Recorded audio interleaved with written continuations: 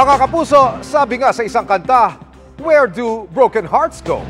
Kung maisabatas ang isang panukala, pwedeng pumunta sa boss o sa HR office para mag-file muna ng heartbreak leave. Ang mga bagong break. Pabor ka ba riyan? Ang boses mo. Pakikinggan natin sa pagtutok ni Tina Panganiban Perez. Respect. Diba? Tsaka lahat na nangyayari sa buhay natin, hindi naman yun by chance or by accident.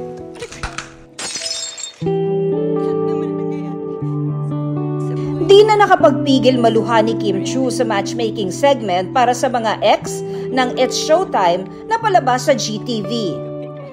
Lahat naman na nangyayari sa buhay natin is written at ginawa na yun bago pa man tayo pinanganak. So, Si PJ nga, 10 taon ang hiwalay sa ex, pero naluluha pa rin tuwing naaalala ang mapait nilang breakup. Naka-move on na raw siya sa tulong ng kanyang spiritual advisor. Baka po tears of joy na lang to. Ang pag-move on naman po is talagang tatrabahuhin mo rin sa sarili mo. Paano pa kaya kung bagong break lang? Ang To the Rescue, bagong panukala sa kamera para sa heartbreak leave. Saktong Valentine's Day yan inihain ang kinatawan ng Cagayan de Oro 1st District na si Representative Lordan Suwan. Kung may isa sa batas, pwedeng humingi ng unpaid leave ang mga sawi pero depende sa edad. 1 araw lang kung below 25 years old, 2 araw kung 25 to 35 years old at 3 araw kung 36 years old and above. Mas mahaba ang heartbreak leave habang tumatanda kasi mas it's complicated daw ang mga issue sa pamilya, pera at iba pa. Naging heartbroken na rin po ba kayo? Dumaan na rin. So, I understand what they're going through. So, and if it were me, pag binigyan ako ng chance na makapag-rest or makapag-isip or just kahit one day lang, pwede na yun. Simple lang ang kailangan para mag-avail ng heartbreak leave.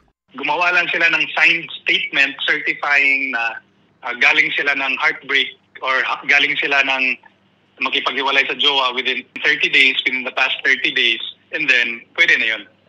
Ayon sa isang psychologist, posibleng ramdam talaga sa trabaho ang pagkadurog ng puso. When you're depressed talaga, you find you have no energy at all, even to get out of bed. You cannot focus on your work. Bukod sa mental health, posibleng may physical na epekto rin dahil pwede itong magdulot ng broken heart syndrome o stress cardiomyopathy o biglang paghina ng heart muscle dahil sa stress. Meron talagang broken heart syndrome na because of that hurt to your heart, you could actually die from a broken heart. Sakaling liliban sa trabaho, mainam daw na gamitin ito ng wasto. Parang kulang no? Yung 1 day. In fact, kulang yung 3 days. If you're gonna use that 1 day, I would suggest you talk to someone who's a professional. Approve naman agad ang heartbreak leave sa aking mga nakausap. Para kapag nasaktan, pwede kang magpahinga o makapag-isip-isip. Kailangan pahinga kasi talagang diaramdam mo yun eh. Kung iisipin yung sarili mo, leave ka muna, baka maapektuhan yung work mo. Pero hindi sakop ng leave ang heartbroken, pero hindi naman nakipag-break.